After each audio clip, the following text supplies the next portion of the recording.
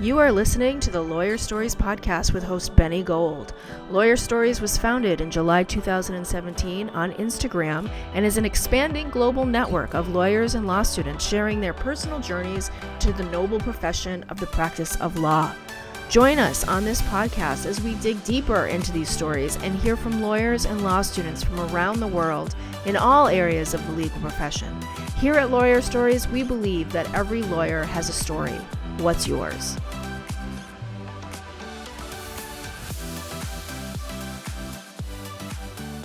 Welcome to the Lawyer Stories podcast with Benny Gold. Today we welcome Marilyn Chinitz, litigator and partner at Blank Rome LLC, focused on family law and divorce, located in New York City. How are you? I'm well. How are you? Doing well, thank you. Such a pleasure to have you. Thank you. So we actually we featured your story today on our social media on Instagram, Facebook, LinkedIn, and it's an amazing story. Like, you got a lot of backstory, and especially starting off talking about your parents. Tell us why they were your inspiration. So my parents were Holocaust survivors, and they were both really brilliant people. Unfortunately, neither of them are alive. And they did not have a formal education. I think my father went up to the 4th grade and my mother maybe the 5th grade. But that did not stop them from learning and educating themselves. And when they had 3 girls, 3 daughters, and I love the message that they gave each one of us, which was, you're going to be a professional. You're not going to rely on anybody, and no one can take away your education.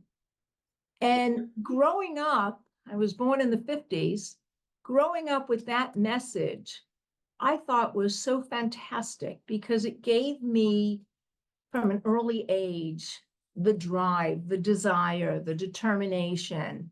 And I thank them for that, because I think they were well ahead of themselves, well ahead of the times.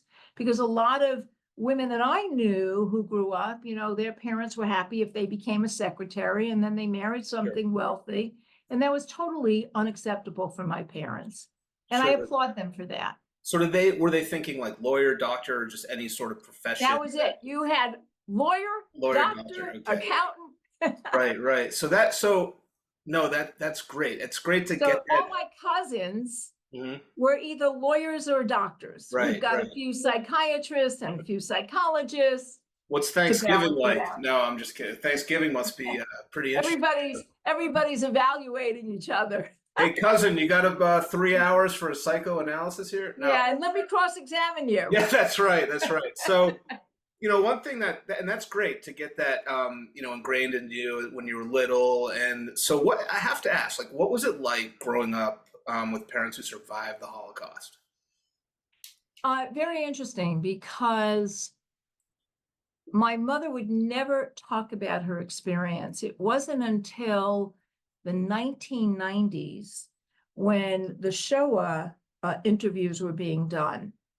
And that's when somebody came to our house and spent 3 days with my mother recording her story. And that's the first time that I realized what she had gone through. Wow.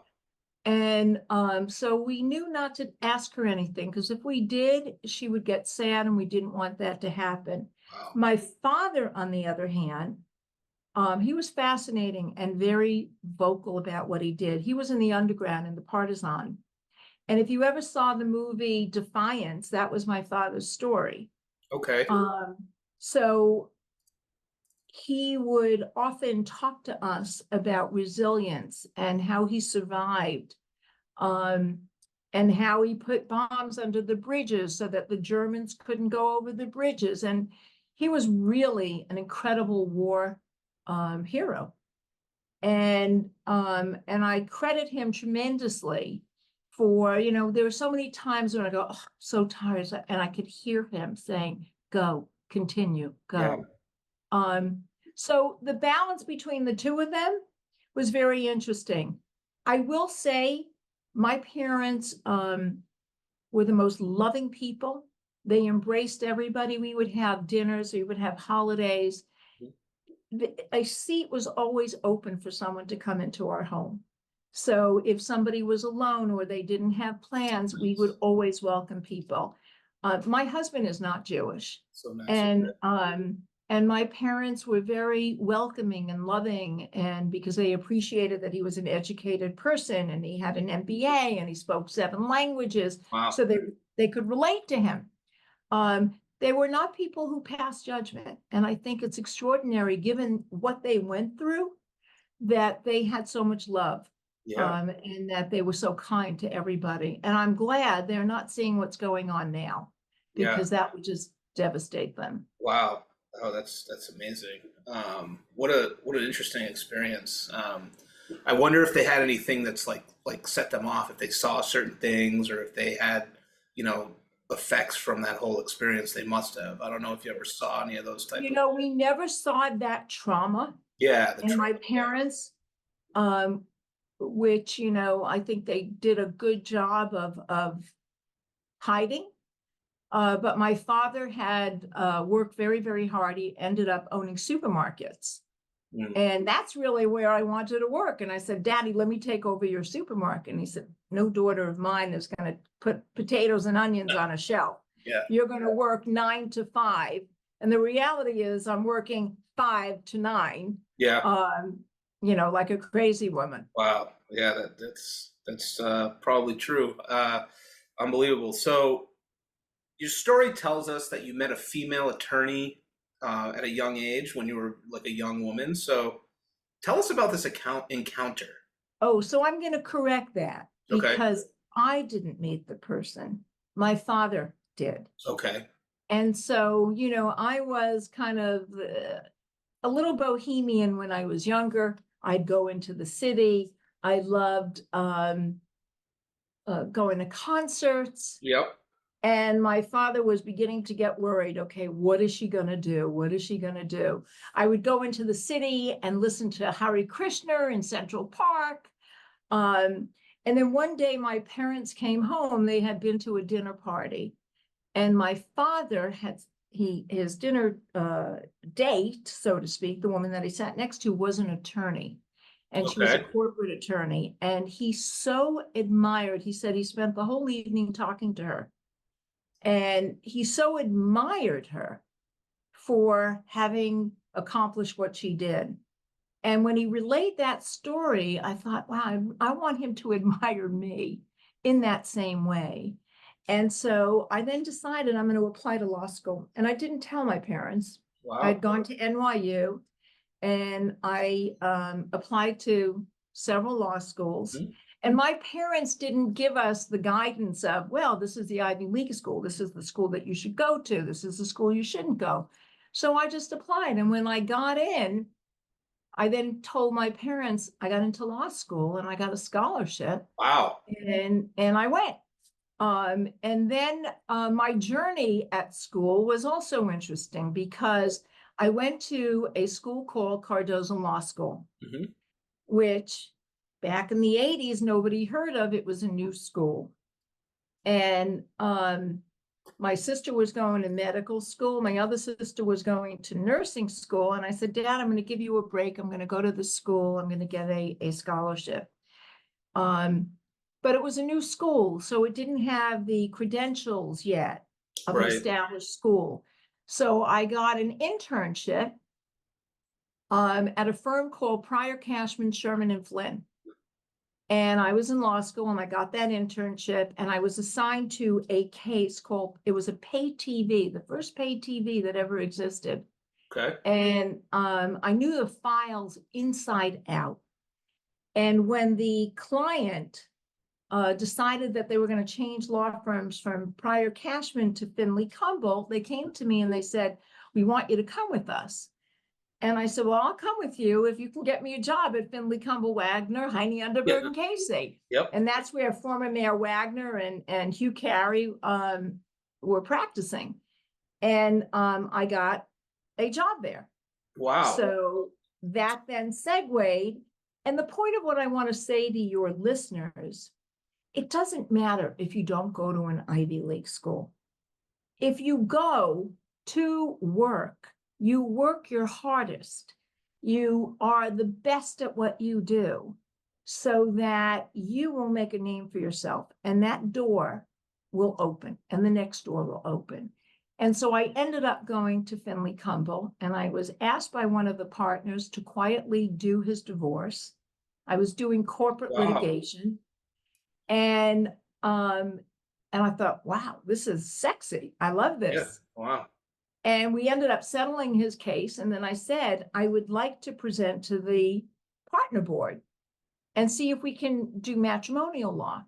And so I said, I'll do a business plan. I was in my 20s. I didn't even know what Yeah. a business plan was. Yeah. I'll And you do a couldn't, business you plan. might not have been able to find one on the internet either, right? No, and we didn't have AI, whatever, Right. right? That's right. So I put together, I found out how many cases we referred, who we referred it to, how much money, could have generated. And I went in and I presented, and we didn't have cell phones back then. So I went in and I made my presentation. I thought it was pretty good. I was in my 20s. And when I left and went back to my office, the phone rings. I don't even know if it was 5 minutes. And they said, no, they didn't like the idea. Okay. Matrimonial law, they equated it to ambulance chasing. So I didn't get to stay there. I didn't want to stay there. And the interesting thing is that firm then became Finley Cumble because it imploded. Really? Meanwhile, I left, I opened up my own firm, and Finley Cumble became my biggest referral base. Okay. And then I partnered up with somebody, worked together for 20 years. We built a firm from 4 people to 18. And then at the age of 50, almost 18 plus years ago, Yeah. I decided to leave that firm, my partner, and come to a big firm, which is Blank Rome. Wow. It's amazing. So I wanted to bump it up and go back to the big firm. And I tell my kids, my son is at business school and my daughter is a lawyer. It just make your mark wherever you go. And don't be impressed by the credentials of a school. I mean, look at Harvard these days. I'm not impressed at what's going on there. I'm impressed by the education, but I'm not impressed by what's going on. Yep. Get it. And work hard. That's the bottom line. There's no, that's your secret sauce. It's work hard and harder. Wow. And that's the key. Yeah. Wow. What a story. I mean, having a client in your first internship tell you like, wow, this case inside out, like come with us, kind of behind your I knew every document in that litigation, every single document. How did you prove that to them? Like were you just like, how did they know? Because we would have meetings, we would have meetings and sessions and preparation of depositions and so forth. And what about that document? Here it is. And what did that document say? Well, here's what it said. So it was really my job to organize it. And in organizing, and I read everything. Did you ever encounter any law was sort of, please correct me if I'm wrong, like kind of a bit like an old boys club back then a little bit. Like, did you ever encounter anything like sexist or like, sort of like not having the opportunity that like other maybe associates would have or interns? Yeah. So, I did encounter it, and I really couldn't care less about it. I just kind of plowed through. It didn't affect me. It didn't bother me. I just boom, figured out a way around it, circumvent it. And it's a very different culture today, because today we would go to HR. Today we would, we kind of, when I was growing up, you just kind of sucked it up. Yeah. Today, and figured out another way to get where you need to go. Today I have very different. Yeah. I mean, today I have 3 people in the room with me when I have a meeting, usually, even if it's confidential, because, but kind of sad though, isn't it? Yeah. Oh, totally. But I that's a really cool response. So you kind of talked about your law school experience a little bit. How about some advice to women attorneys or aspiring women attorneys? So I think what's really good is take advantage of the people around you. And I always say, my motto has always been, where are you going and who are you taking with you? Because that's critically important. You want to be able to pass on to others your knowledge, your experience, more importantly, your confidence, right? Because young lawyers are so insecure because, they haven't yet grown up. And so what I want to do is to be able to say to them, everybody makes mistakes. 99% of the population out there is insecure. So walk into any situation, a conference room, a courtroom, a meeting, with full confidence. And the only way you can do that is if you know your case. You have to back it up. If you don't, you're fooling nobody. And so that's why I said before, you've got to prepare. You've got to be over-prepared. Because once you have that knowledge, you are a winner. And so what I convey to young lawyers, work hard. And, and it's not easy for young women. I know now the young women, when they have children, they have, maternity leave, and it could be up to 5 months. Wow. Yeah.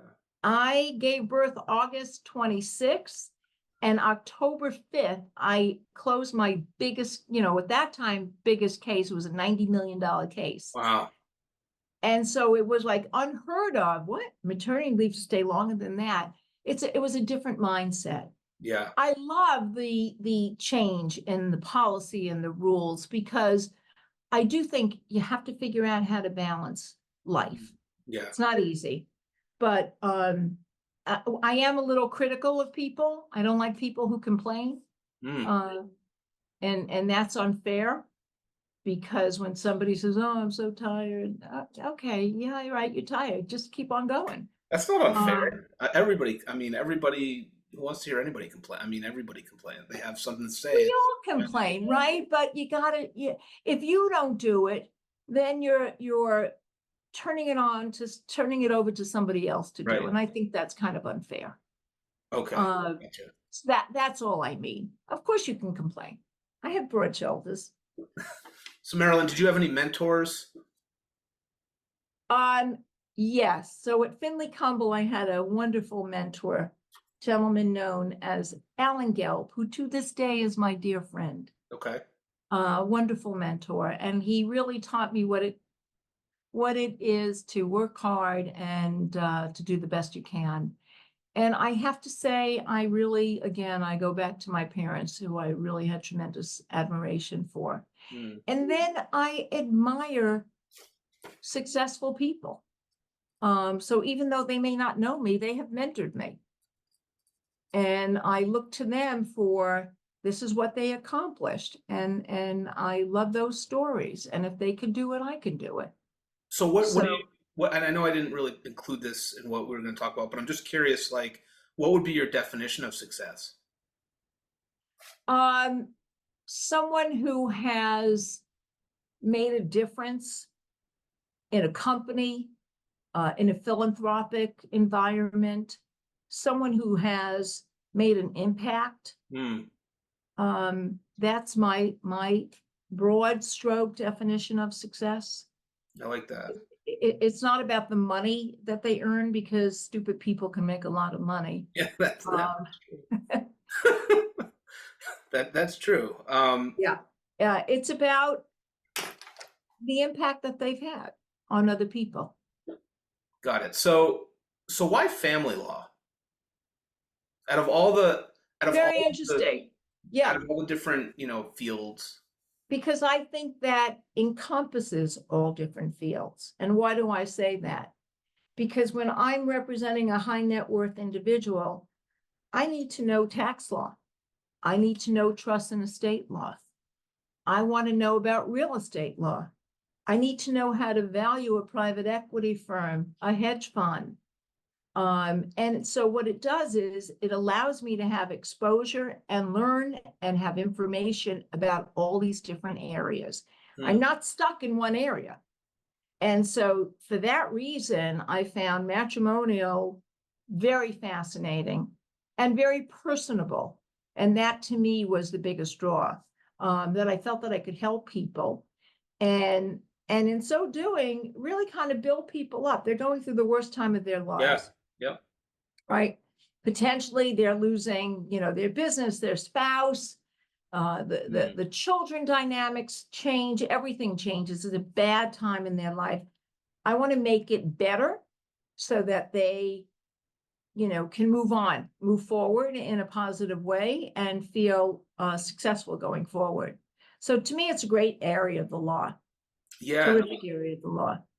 I love that. So what is your approach to a case like, I know from LinkedIn, I read like the focus is placed on responsive, creative, direct, efficient communication, and representation, whether it is in the context of litigation or settlement negotiations. Like, what's your approach? I mean, is it tough on the other party? What do we do? So first off, if I can find a way to settle a case, that's the first line. If I can't, then I go into kind of warrior mode of litigating a case, right? Okay. And again, how are you going to best serve your client? You need to know everything about the case. What are the assets? What are the valuations? It's not, New York is a no fault, so we don't have to get into the dirty laundry. It's not relevant. Mm-hmm. It's all about identifying what the assets are, coming up with values, understanding the lifestyle that people led, and really kind of formulating what your strategy is and what your goals are for your client. And approaching it in that way. What I like to do is get the best people around me, the best forensic accountants, so that I can get them working and looking at, what the income stream is, what the assets are, how do we value those assets, our tax people, so I can structure something tax efficiently. Can we do something vis-a-vis trust? A lot of high net worth cases have trusts. And so we look at whether or not those trusts, in some cases, there are lawyers who say, wait a minute, those trusts should be set aside and those assets should come back into the marital estate. And so you have to know how to challenge that position if those trusts were set up appropriately years ago. So again, I go back to the simple explanation of you need to be prepared and you need to work hard. And every case should be approached in that way. You can't fool anybody, and nor should you try. And I like lawyers that I respect because they're smart, they're intelligent. And there are aggressive lawyers, and I can be called an aggressive lawyer, but there's a time and place for everything. And if you can reach a resolution without litigation, you're so much better off. Yeah. The court system, probably throughout the country, is not a healthy system. And what I mean by that is it's somewhat broken. There are overstaffed, overworked judges, not enough referees. People are waiting for decisions for a very long time. Sure. So Yeah. a lot of lawyers are now going private. They're going to private judges. They're going to retired judges. Oh, wow. So that's a whole new development. That's interesting. I don't know if I've heard from that. I heard about that. Yeah. In California, there's a company that has all, private judges, former judges who are now trying cases. Why is that a benefit? Of course, it only benefits the wealthy people, right? Because they're the only ones who can really afford it. But what it does is it moves cases. It expedites the process. You don't get lost in the shuffle. Is it binding? Is it like arbitration? Like what? So that's a good question. So if you're going to do arbitration, that will be binding. Okay. Or you can do mediation. Or you can get a private judge as a special referee who renders a report, and then that report is either going to be stamped by the judge who is the assigned judge, or the judge can reject the report. But again, it's a way to expedite it. I think everybody should have the right to an appellate process. So arbitration, if you're going to make that decision to arbitrate, you have to understand that it's binding and you don't get to appeal it. Okay. That's interesting. I'll have to do some more research about that. And then the other thing that's really important, because Blank Rome has so many offices, you know, if I have a case that could be California jurisdiction or New York jurisdiction, I want to speak to my LA partners to evaluate where's my client better off. New York is equitable distribution, California is community. You could have very different results. Sure, yeah. And so again, due diligence before you get started. Sure. And so jurisdiction becomes really important. Yeah, totally. So I was actually just going to ask a question about Blank Rome. You've been there 17 and a half years about. So what is so special about practicing at Blank Rome? I have to say it is, and it's hard to believe. It's one of the most amazing places to work. That's and awesome. To practice. I have to tell you, it really is.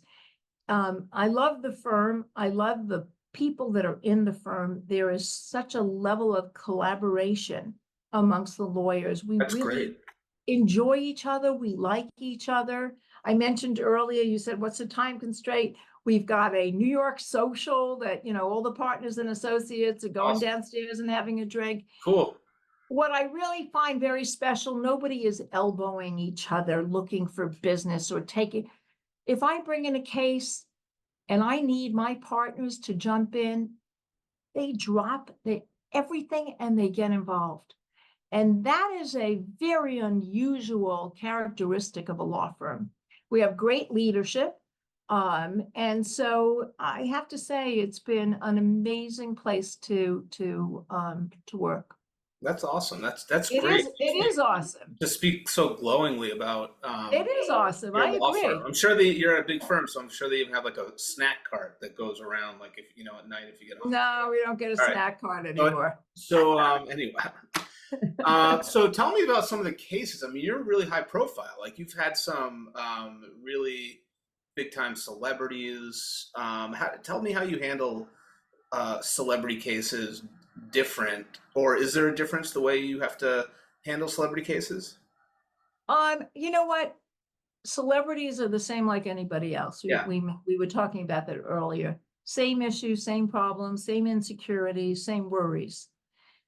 Where you probably are going to be a little more cautious and careful is to make sure things don't get out publicly. Right. And you know, to have confidentiality and NDAs and so forth, because the media loves to pick up these cases and the media can be so wrong on their facts that it's scary and so misleading. And unfortunately, you know, celebrities have that high profile. And so everybody's looking to take off the roof from their house and look in, you know, what's going on. So I think the challenge is in really trying to keep things private. I've enjoyed working with the celebrities that I have worked with because they're kind, good people.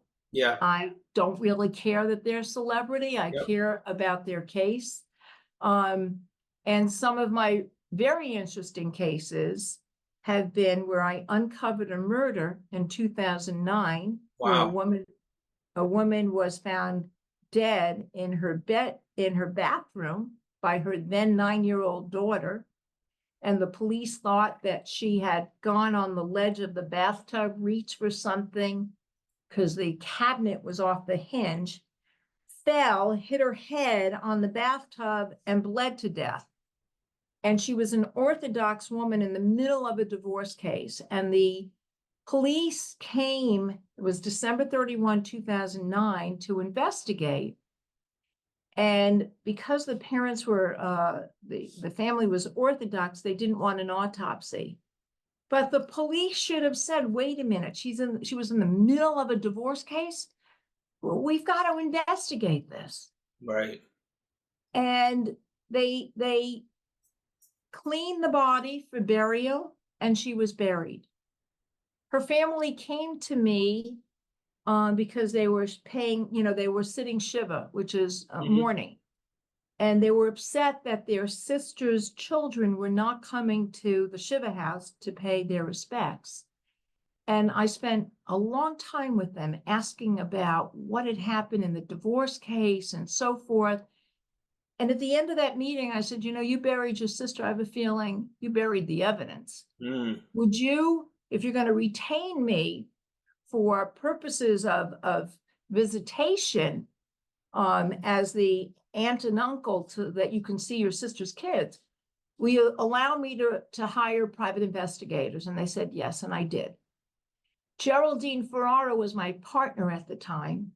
Okay. And I told her, oh my God, I got this unbelievable circumstantial evidence. I'm going to petition to exhume the body. Oof. And she said to me, well, don't do that because they're going to say you have to ask the next of kin. That's the husband. Don't do that. Let's go down to the DA. The DA saw the circumstantial evidence that the private investigators got, and they said, we are going to bring an application to the court ex parte to exhume the body, and they did. Wow. And it came back homicide by neck compression. Wow. The next 10 years was spent trying to get an indictment. Ultimately, he was indicted. Ultimately, he was convicted, sentenced 25 to life. Thank God. Because my husband said to me, wow, that was, that's risky. So that was one very interesting case. And I had abduction cases. One was a 3-year-old child, American child, was abducted, and we found the child in Italy. And most recently, last year, an abduction case where the mother took the child to Pakistan, and we got the child back. Those are very different I than mean, how do you do that? matrimonial. Well, it's interesting because you were talking earlier about you like matrimonial, family law, divorce case, and because it touches all areas of the law, and obviously you got some criminal law involved in the last one you were telling about with exhuming the body. But how do you get the kid back from Pakistan? I mean, obviously that's. So I was representing the father, and the mother, basically in the middle of the night, took the child and went to Pakistan. So we immediately commenced an action in New York. And she appeared by video, virtual, because we served her in the proper way of service through The Hague. And she responded. The more difficult case was the abduction to Italy. Yeah. And we had no idea where that child was. So my children's pediatrician had called me and said, my cousin came home and his 3-year-old son is missing. Oh. And the mother of the child is missing. And so the father then called the mother's family in New York. They said, we know nothing. The mother's mother was an Italian citizen. So we had an idea where she lived. And at that time, I had a client who was working with the Clinton Foundation, and she gave me the name of some former Secret Service. So we got the private investigators. Make a long story short, we found the child. We hired a private investigator, an Italian woman who was beautiful. She was a model. The grandmother in Italy made by hand wedding gowns. So we had this beautiful model go to this area in Italy, in the South, and pretending that she was buying a wedding gown. We had to give her money for a wedding gown. Wow. So she would go, she befriended the grandmother, and she looked around. She didn't see any children's toys. She didn't see any evidence of a child. She went back the following week, and she saw some toys. She went back the following week, and the mother who abducted the child and the child were in the apartment. Wow. So now she took pictures. She sent it back. We brought a case, and the Italian police, to their credit, knocked on the grandmother's door after we got a court order and literally yanked the kid out of the wow. out of the home. Father was in the car with the security. And then we had the case, and the case proceeded. The father got sole custody. Wow. Anyway, incredible stories. Yeah, they're Yeah, really that's wild stories. so Yeah. you're gonna write a book? When's your book coming out with all Yeah, your I started to write chapters. There you go. Okay, good. Good. Yeah. That is wild. How was that long time ago that one happened? So the Italy one was a long time ago, and the Pakistan one was last year. Yeah. And Wow. then the murder case was back to 2009, and he got convicted in 2019. Okay. So can you speak on any not obviously any like private things, but like a celebrity case? Like I think like we saw Tom Cruise in the news and like Michael Douglas maybe? One of the nicest human beings I've ever met. So is it so when we talk about how people are human. I mean, when they're going through these things, like what's it like? I mean, you're used to seeing these people in the movies, right? And then all of a sudden, like part of their life is like crashing down. I mean, are they So this was not a divorce. okay? This was his ex-wife, Deandra Douglas, suing for another bite out of Wall Street. And during the divorce, she had certain rights with respect to Wall Street. Now she claimed that she has rights to the sequel. Okay. And that's what that lawsuit was about. Okay. I think that there was the cruise one then that I'm thinking of with like with Sorry, that was Katie Holmes. Yeah, all right. So, but that was interestingly enough, and there was a prenup there. Yeah. But the issue centered over custody. Mm. And here's an example of really good lawyering. So Tom Cruise had an attorney, Burt Fields, out in LA, probably one of the best lawyers. Sadly, he passed away. He flew out to New York, and we met with him. And we met with Katie's attorneys. And in 1 week, working nonstop, we settled that case. Wow. Okay. No publicity. Yeah. Just a commitment on the part of the lawyers that they wanted to keep the press out and really work on what is going to be the best custody resolve for his daughter. And he was an absolute gentleman to work with. Mm-hmm. Terrific. So it was, again, I think really good lawyers committed to keep the press out, keep Mm-hmm. it private.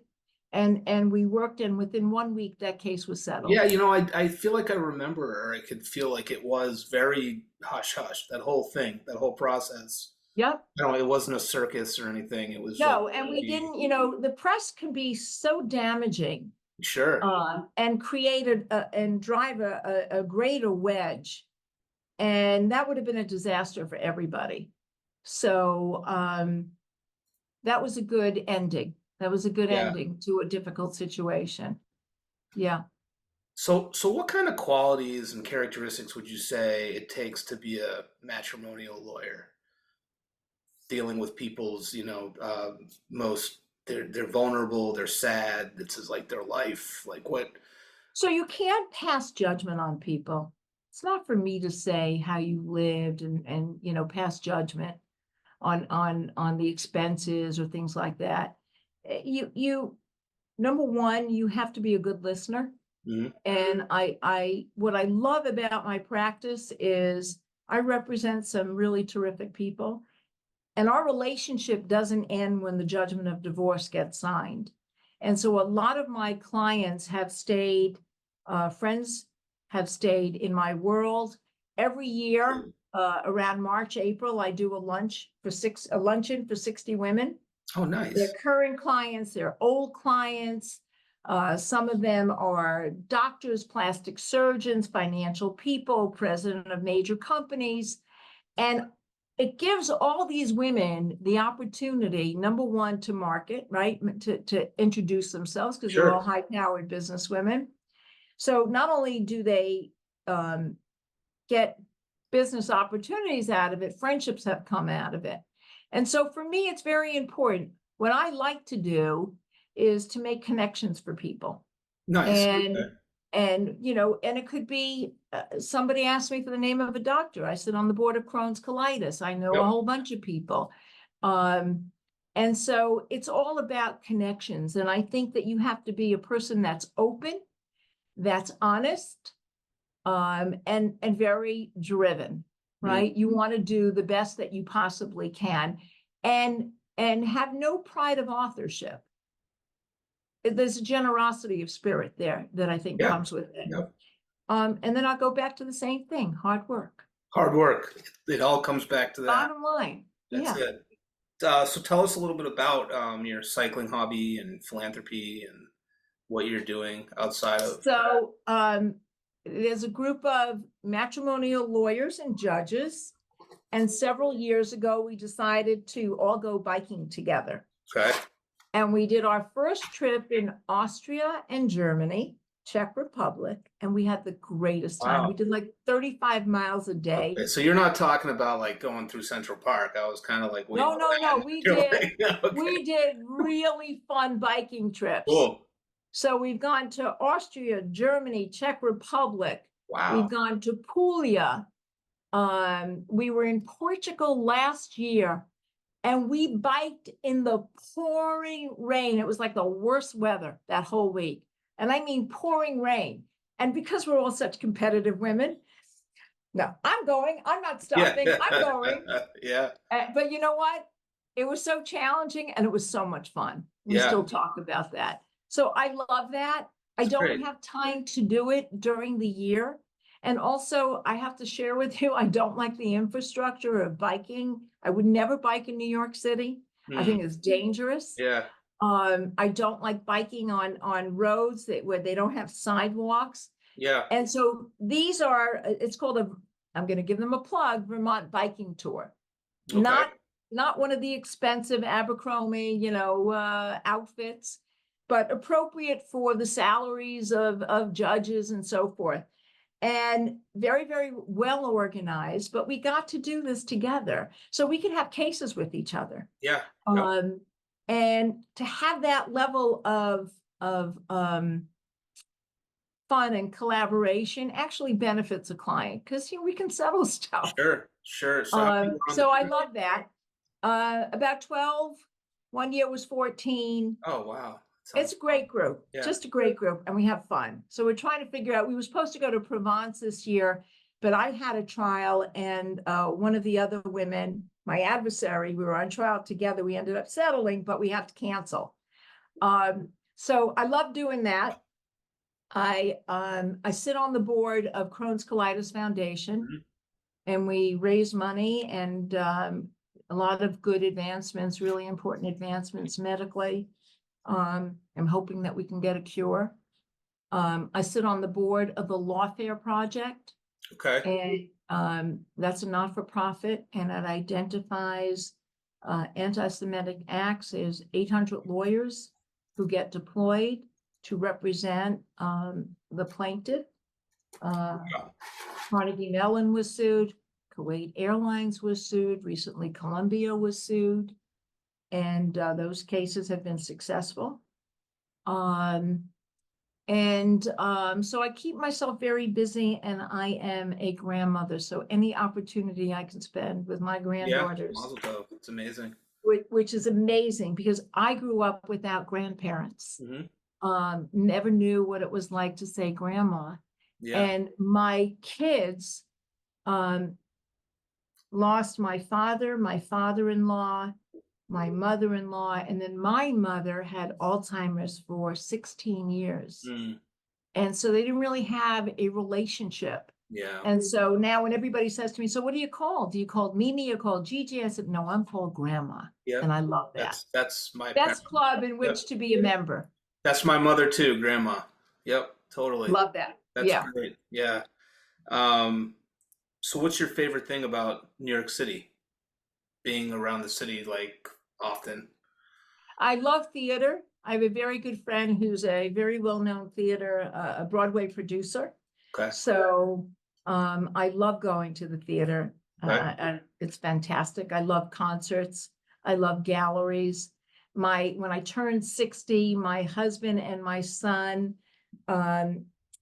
created an art studio for me, and That's there's awesome. no electricity in there. Yep. And this summer I said I'm going to start painting because I go to Art Basel Okay. Yeah. in Okay. December, and I walk around and I go, I can paint that. Miami? Yeah. Yeah, I saw everybody there. It was on social media in Miami, and Oh, it's so much fun. I mean, Yeah, it half looked of the awesome. people look like they came out of a painting. yeah. But I'd so love. How that's can I my see your new paint? I'd love thing. to see your paintings. How can I see one? I got to see those. I'm going to make you one. See that I would little love, wall over there I to would love the, that. Yeah, I'm going to put, and then you'll put it up there. I will. That would be awesome. So I want to ask It you. would be awesome. I want to ask you one more question. So give us some advice for a successful marriage, because you're doing divorce and family law, matrimonial. So tell us. I know that there was an article written. I saw it online where you gave some nice tips. Do you have any a few quick tips you can give us? So I celebrated my 38th anniversary this week. Congratulations, Mazel Yeah. tov. Yeah. And I have to say, I have a lot of fun with my husband. And so I think one of the best things, you have to pick and choose your battles, right? Yes, Not I love everything, that. not Yep. everything is that important. And you have to decide when your voice is going to be heard. Communicating disappointment is also an important factor, almost an art. Yeah. Because if you are communicating in a negative way, it's a turnoff and it just becomes noise. And if you communicate in a way that somebody says, you know what, I'm going to think about that. Yep. It's so much more effective. So what I said to you before, biking, I will say to my husband, I'm going away for a week and I'm going biking to Europe, and his response is have the best time. That's great. Yeah, that's terrific. Yeah. And so you have to have an independent life. Yes. So that you can then bring something to the table and have fun. So we will go every weekend and we'll do something together that's fun. We can go to an art gallery. We can go to a concert. We can go to a show. We can go to a very fun restaurant that's, happening. You got to take the time and make the time. Everything is hard work, even marriage. Right? Yeah. Yeah. So you got to work at it. Yeah. But picking your battles, I think. And look, we all get disappointed. Everybody gets disappointed. Yeah. I got disappointed, 100 million times. But you have kids, I think you have to learn how to navigate, because they are entitled, unless it's an abusive relationship, they're entitled to wake up to see both parents, I think. That's a great thing. Doesn't always happen. Yeah. Yeah. And you can still divorce in an elegant way, understanding that your children have both parents and you support that. Yeah. So yeah. No, that's good advice. That's really helpful. You're really a pleasure to speak to, Marilyn. Thank you. You too, Benny. I like you. Likewise. I really appreciate it. Is there anything else you wanted to share? Did I leave something out? Anything else about a case or any in your notes or whatever? I think we covered great stuff. Yeah, good. Okay. Let's stop while we're ahead. Let's do it. So thank you so much for coming on. Please stay there. Everybody else, thanks for tuning in, and wherever you are in the world today, enjoy yourselves.